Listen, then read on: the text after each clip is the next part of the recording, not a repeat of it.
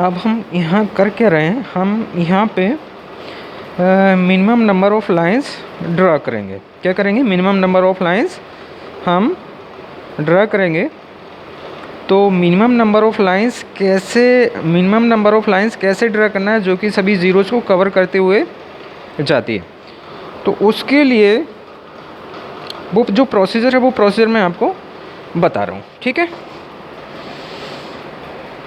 तो सबसे पहले तो आप चेक कीजिए, ऐसी रो चेक कीजिए कि जहाँ पे असाइनमेंट नहीं बना है। सबसे पहले ऐसी रो चेक कीजिए जहाँ पे असाइनमेंट नहीं बना है। तो कौन सी रो में असाइनमेंट नहीं बना है? देखो, ए में तो असाइनमेंट बना है, बी में भी असाइनमेंट बना है, सी में असाइनमेंट बना है एंड ई में भी असाइनमेंट बना है। तो सबसे पहले हमने एक ऐसी रो देखी, देखो डी में कहीं कोई असाइनमेंट नहीं बना है, तो उस रो को मार्क कर दीजिए, टिक मार्क कर दिया। तो सबसे पहले हमने कहा किस रो को मार्क करना है? जिस रो में कोई असाइनमेंट नहीं बना है उस रो को मार्क कर दीजिए। ओके, पहला प्रोसेस। देन उस रो में जीरोज़ देखिए कि जीरो कहाँ कहाँ आ रहे हैं। तो इस रो में देखो एक जीरो तो ये आ रहा है एंड दूसरा जीरो ये आ रहा है। तो जिस रो को हमने टिक मार्क किया उस रो में जीरोज़ देखिए कहाँ कहाँ आ रहे हैं और वो जीरो किस कॉलम में आ रहे हैं, उन कॉलम को मार्क कर दीजिए। तो इस रो में जो मार्क्ड रो है इसमें जीरो कहाँ आ रहा है? ये, और ये किस कॉलम में आ रहा है? फोर्थ कॉलम में आ रहा है। तो इस फोर्थ कॉलम को हमने मार्क कर दिया, राइट। एंड दूसरा जीरो कहाँ आ रहा है? ये आ रहा है दूसरा जीरो, और ये जीरो किस कॉलम में आ रहा है? फर्स्ट कॉलम में आ रहा है। तो इस कॉलम को भी हमने मार्क कर दिया।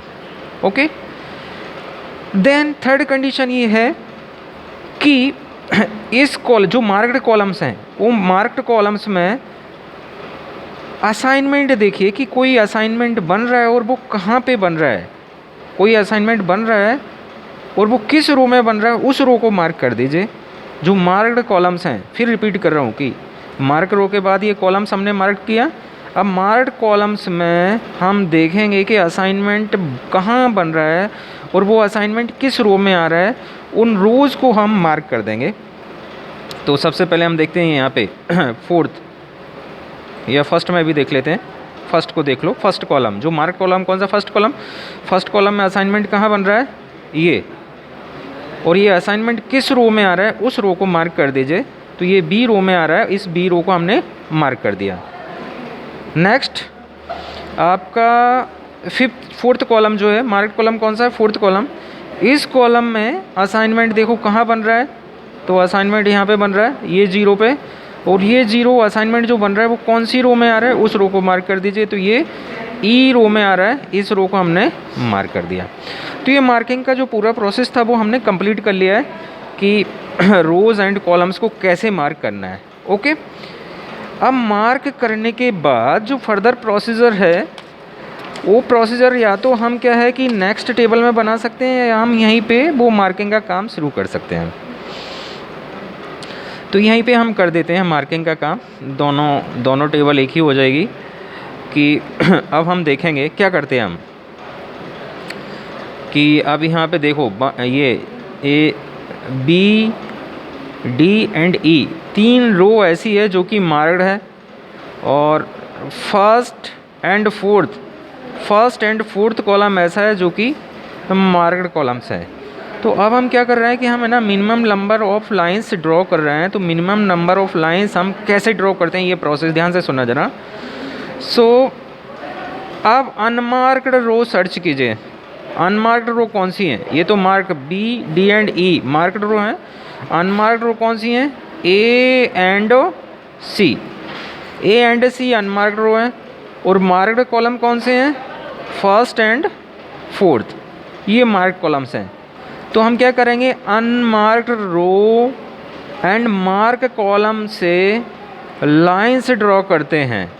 तो देखो पहला लाइन ड्रॉ कर रहे हैं हम, पहला लाइन ड्रॉ कर दिया हमने L1 किससे? फर्स्ट अनमार्क्ड रो से। देन दूसरी अनमार्क्ड रो कौन सी है? सी वाली। तो सी वाली जो रो है अनमार्क्ड रो, इस रो से भी हमने थर्ड रो सी रो से भी हमने एक लाइन ड्रा कर दी है। ओके, देन अब आते हैं हम कौन से पे? कॉलम पे आ जाते हैं। तो फर्स्ट कॉलम से लाइन ड्रा करते हैं। अब unmarked row and marked column से हमें लाइन ड्रा करना है। तो देन अब हम आ जाते हैं फर्स्ट कॉलम से और देन फोर्थ कॉलम से, देन हम आ गए फोर्थ कॉलम पे। ओके, तो सभी ये हमने मार्किंग का काम कर दिया है। हमने क्या कर दिया है? मार्किंग का काम कर दिया। ओके, तो अब नेक्स्ट हम क्या करेंगे? नेक्स्ट हम रिवाइज मैट्रिक्स फाइंड आउट करने के लिए जाएंगे नेक्स्ट स्टेप में। जो भी है हमारा नेक्स्ट स्टेप कौन सा आ रहा है? स्टेप नंबर आ रहा है 7th। तो स्टेप 7th में क्या करेंगे? Revise the matrix. तो हम ये मैट्रिक्स को रिवाइज करने के लिए जाएंगे। अब वो मैट्रिक्स को मतलब after drawing the horizontal and vertical lines how to revise the matrix. तो अगेन मैं क्या कर रहा हूँ? मैं लाइन से ड्रा कर रहा हूँ, सॉरी अभी मैट्रिक्स बना रहा हूँ, और वो कैसे रिवाइज करना है उसका मैं प्रोसीजर आपको बता दूँगा।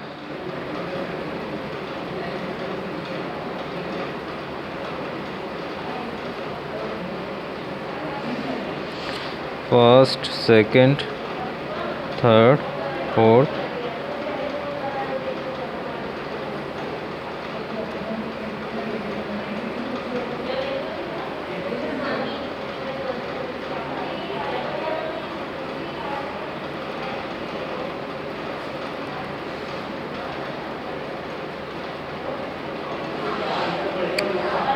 ठीक है। अब देखो, अब ये प्रोसीजर है वो मैं प्रोसीजर आपको बताता हूँ, इसको ध्यान से सुनना कि how to revise the matrix. Line draw करना भी एक कलाकारी है, तो वो लाइन कैसे ड्रा करना चाहिए वो मैंने बता ही दिया। लाइन ड्रा करने के बाद अब ये मैट्रिक्स को कैसे रिवाइज करना है, तो सबसे पहले सारे अनकवर्ड एलिमेंट देखो।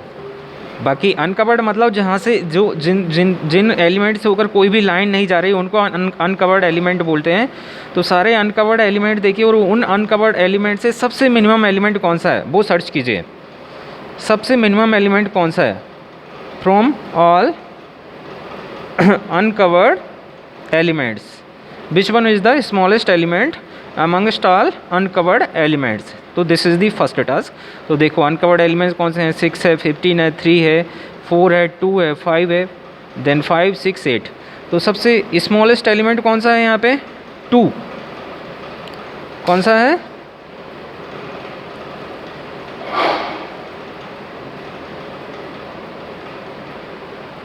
टू है। तो देखो इसको मैंने स्टार से मार्क कर दिया। तो स्मॉलेस्ट एलिमेंट क्या है? 2 है। तो इस स्मॉलेस्ट एलिमेंट को हम क्या करेंगे? We will subtract this smallest element from all the uncovered elements of the table and we will add this element to the elements which lies at intersection point. तो इंटरसेक्शन पॉइंट देखो, एक तो ये आ रहा है इंटरसेक्शन पॉइंट, एक दूसरा ये आ रहा है, और तीसरा कहाँ रहा? ये आ रहा है, चौथा ये आ रहा है इंटरसेक्शन पॉइंट। ओके, तो 1, 2, 3, 4 ये इंटरसेक्शन पॉइंट है वहाँ पे। तो इस 2 को हम ऐड कर देंगे और बाकी सभी अनकवर्ड एलिमेंट से इसको सब्ट्रैक्ट कर देंगे, और बाकी कवर्ड एलिमेंट जो है वो एज इट इज़ रहेंगे, है ना। केवल इंटरसेक्शन पॉइंट पे ये ऐड हो जाएगा। तो देखते हैं। तो 2 जो है इंटरसेक्शन पॉइंट यानी 5 में ऐड हो जाएगा। 5 + 2 7। देन ये जो 0 है वो आपका एज इट इज़ रहेगा। देन 8। देन ये भी 0 यहाँ पे इंटरसेक्शन पॉइंट है, तो ये 0 + 2 क्या हो जाएगा? 2 हो जाएगा। देन 11। देन ये 0 0 रहेगा।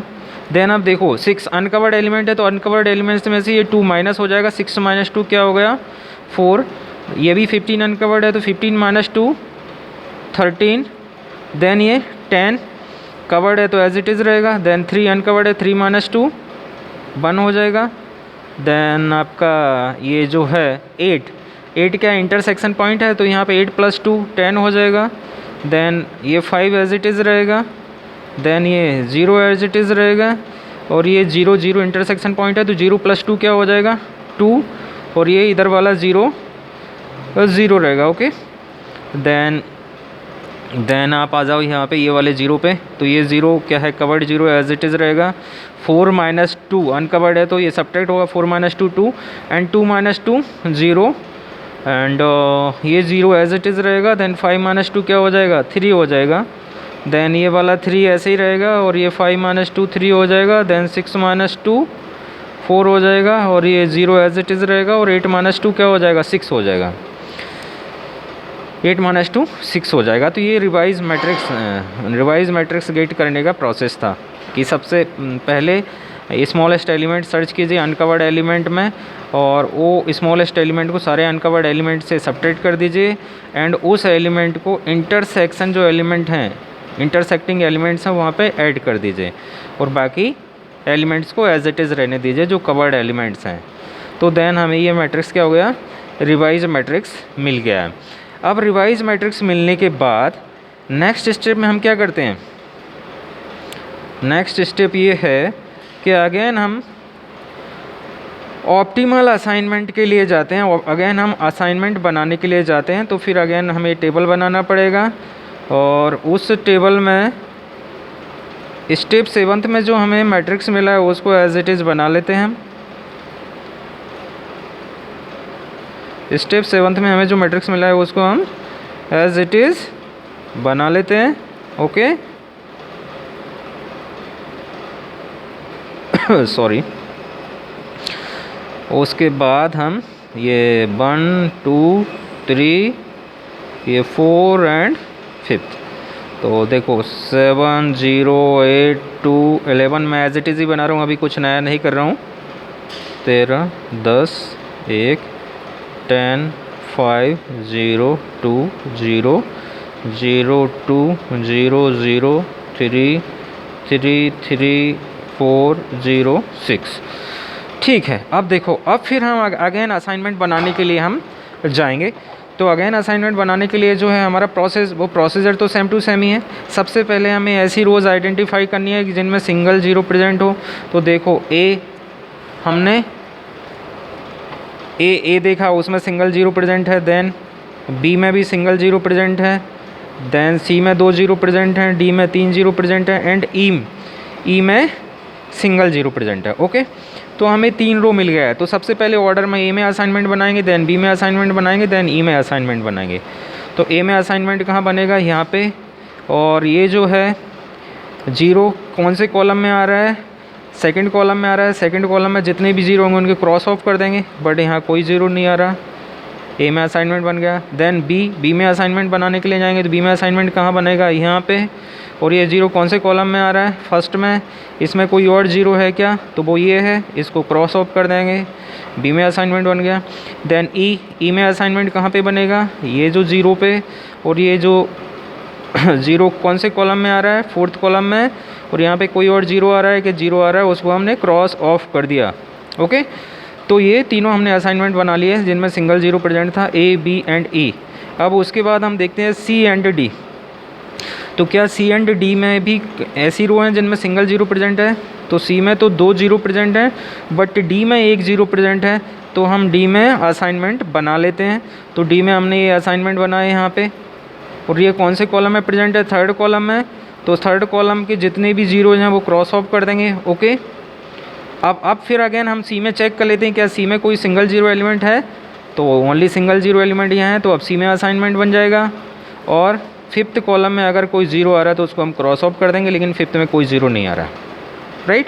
तो फाइनली हमने अगेन अपना जो प्रोसेस था असाइनमेंट बनाने का उसको रिपीट कर लिया। यहाँ पे स्टेप नंबर 8 में क्या कर लिया हमने, असाइनमेंट बनाने का जो प्रोसीजर था उसको रिपीट किया। अब अगेन हम ऑप्टिमलिटी टेस्ट चेक करते हैं। क्या करते हैं, टेस्ट दी ऑप्टिमलिटी कंडीशन। तो हम यहाँ पे अगेन स्टेप आपका आ जाएगा 9th, ऑप्टिमलिटी टेस्ट। क्या करेंगे हम, optimality test.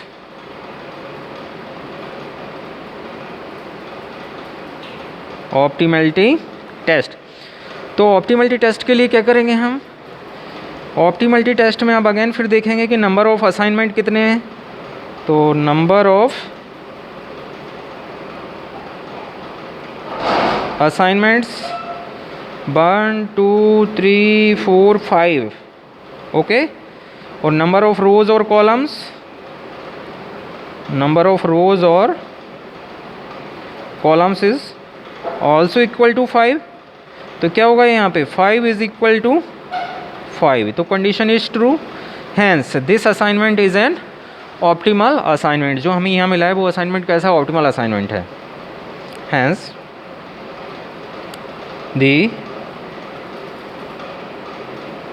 Assignment is an optimal assignment. तो अभी असाइनमेंट का बनाने का जो प्रोसीजर है उसको हम स्टॉप कर देंगे। अब फाइनली यही जो असाइनमेंट है वो ही असाइनमेंट क्या है, ऑप्टिमल असाइनमेंट है। इसका मतलब क्या है कि इधर क्या था, जॉब था, और इधर क्या था, एम्प्लॉइज़। इधर क्या था, एम्प्लॉइज़। यानी कि ए जॉब हम किसको, सेकंड एम्प्लॉय को असाइन करेंगे। ए जॉब किसको असाइन करेंगे, सेकंड एम्प्लॉय को असाइन करेंगे। बी जॉब फर्स्ट एम्प्लॉय को असाइन करेंगे। सी जॉब फिफ्थ एम्प्लॉय को असाइन करेंगे। डी जॉब थर्ड एम्प्लॉय को असाइन करेंगे। And E job fourth employee को असाइन करेंगे, जिससे कि टोटल जो आवर्स हैं, अगर ऐसा होता है, यानी कि ए जॉब अगर सेकंड एम्प्लॉय करता है, बी जॉब फर्स्ट एम्प्लॉय करता है, सी जॉब फिफ्थ एम्प्लॉय करता है, डी जॉब थर्ड एम्प्लॉय करता है, या ई जॉब फोर्थ एम्प्लॉय करता है, तो इससे जो टोटल मैन वर्किंग आवर्स आएंगे वो मिनिमम मैन वर्किंग आवर्स आएंगे। ठीक है ना। तो अगर हम देखें तो हमारा जो असाइनमेंट बना है उसको दूसरे पेज पे लूँगा, पर मैं यहाँ आपको बता देता हूँ कि क्या बना है हमारा। A tends to 2, B tends to 1, C tends to 5th, D tends to 3, E tends to 4th, right. ये बन गया। तो यानी कि सेकंड पेज पे मैं अब आंसर दे रहा हूँ, यानी A tends to 2। Optimal assignment क्या है, ऑप्टिमल असाइनमेंट, ऑप्टिमल असाइनमेंट।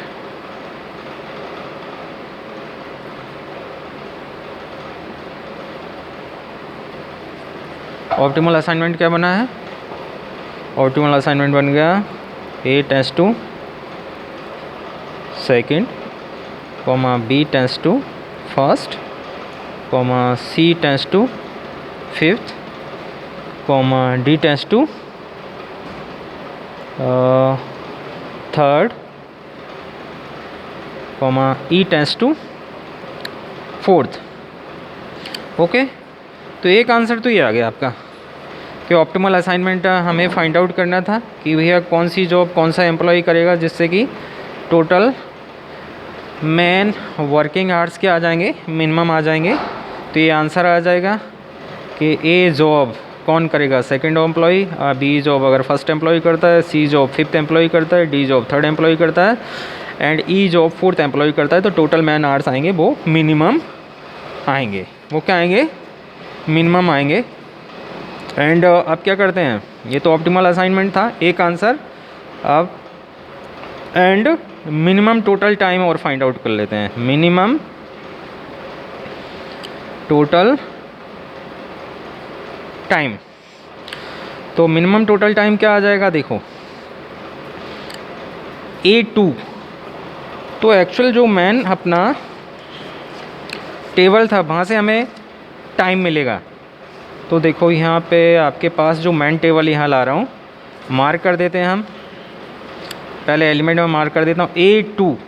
तो A2 का टाइम कितना लगेगा, अगर ए जॉब सेकंड एम्प्लॉय करता है तो 5 hours, B1 3 hours, C5 2 hours, D3 9 hours, and E4 4 hours. तो ये हमने मार्क कर दिया। करेस्पॉन्डिंग कॉस्ट तो यहाँ पे देखो मैं ऐड कर देता हूँ।